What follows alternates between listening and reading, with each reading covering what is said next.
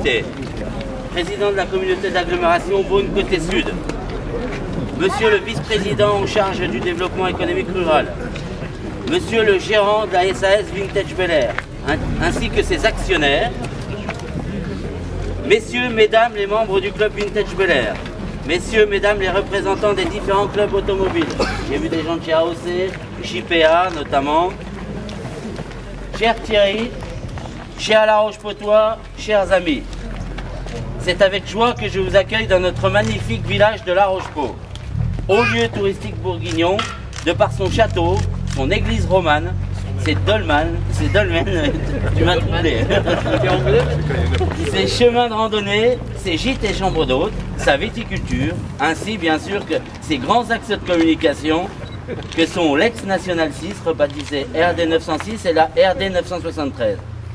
6900 véhicules empruntent ce bitume quotidiennement, dont 1600 poids lourds. Vous vous trouvez aujourd'hui ici, au carrefour de La Roche-Pot, endroit chargé d'histoire, de souvenirs, que Thierry Dubois, ici présent, Monsieur National 6, connu et reconnu de tous, sera plus à même de vous exposer. En cette journée, nous célébrons le 60e anniversaire de la déviation de la route nationale 6. 60 ans plus tard, quasi jour pour jour, l'ouvrage d'art de cette déviation a été déconstruit. Alors on parle d'ouvrage d'art pour un pont et de déconstruction pour la démolition.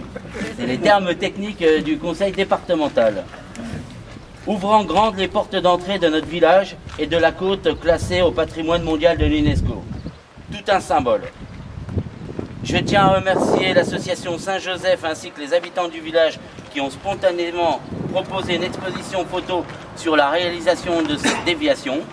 Vous pourrez l'admirer, cette exposition, à la salle des fêtes tout à l'heure, lors du verre de l'amitié. À vous tous qui êtes présents, un grand merci, preuve que la Nationale 6 fait toujours rêver. Merci.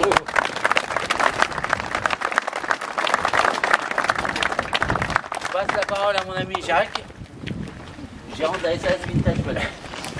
Mesdames, Messieurs, cher Alain, Denis, Thomas, représentant M. Sauvadet, le président du conseil général, du conseil départemental, pardon. C'est la même chose. Je t'ai oublié.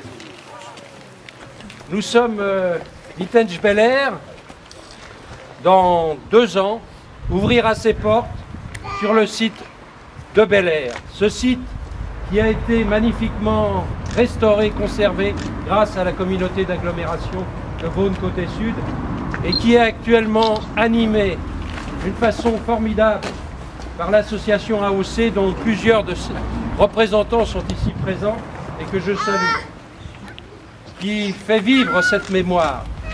Vintage Bel Air sera un parc de loisirs.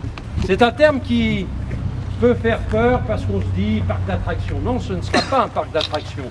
Ce sera un lieu de mémoire vivante, de mémoire vécue avec le plaisir que vous avez, et tous les collectionneurs qui sont ici le prouvent, avec cette dimension festive et joyeuse, du plaisir de retrouver la mémoire de cette époque.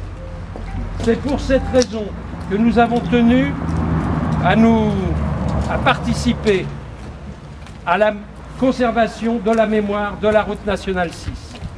Et cette cérémonie, cette plaque que nous allons découvrir, eh bien, est un signe, et cette restauration de la façade du garage Blanchet que nous avons pratiquée, eh bien, ce sont des preuves de notre engagement pour la mémoire de la route nationale 6.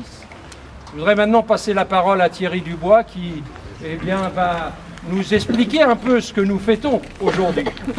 Monsieur National 6.